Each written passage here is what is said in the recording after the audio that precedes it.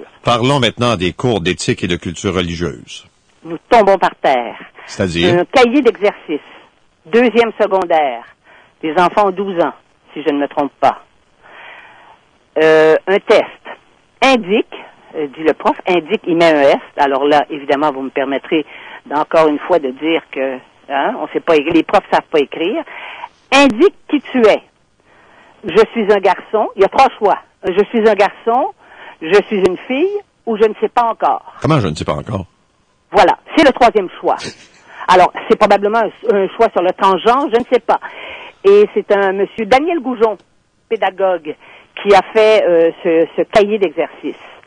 Alors, d'introduire une réponse pareille, une possibilité, une hypothèse comme ça, dans l'esprit d'enfants de 11-12 ans, moi j'appelle ça, c'est une forme de viol moral des enfants. Parce que c'est un âge où on ne met pas dans la tête des enfants, on n'introduit pas un tel relativisme, parce qu'on voit bien ce qui est derrière ça, ce qu'on veut faire avec ça. Hein? C'est le politiquement correct, ouais. Ou c'est à bout, ou c'est le fantasme de ceux qui ont formulé ça.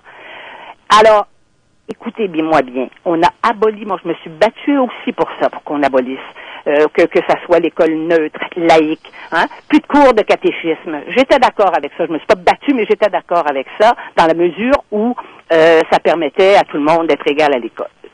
Mais si c'est pour remplacer le petit catéchisme avec ses questions-réponses par des textes comme ça, eh bien, c'est pas une avancée qu'on fait.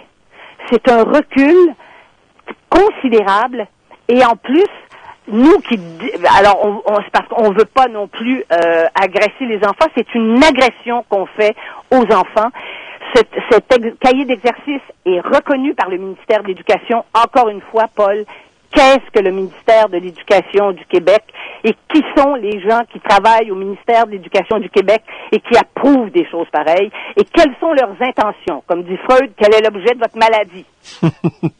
Jacques Parizeau a bien raison. Il ne faut pas interroger le ministre, il faut aller parler aux sous-ministres et autres hauts fonctionnaires. Et je vous dirais même pas des hauts, parce que ça c'est la décision peut se prendre à un niveau beaucoup moins élevé que l'on ne croit, et par des gens, et il faudrait faire une psychanalyse de ces gens-là pour savoir qu'est-ce qu'ils veulent dire à travers des exercices pareils. Qu'est-ce qu'ils veulent dire d'eux-mêmes d'abord, et quel type de société ils veulent pour des enfants qui ont aujourd'hui 12 ans. Et vous, Denise, savez-vous qui vous êtes?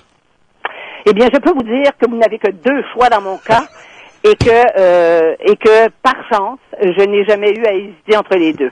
Merci, bonne journée, à demain. Au revoir. Au revoir, 9h10, pause.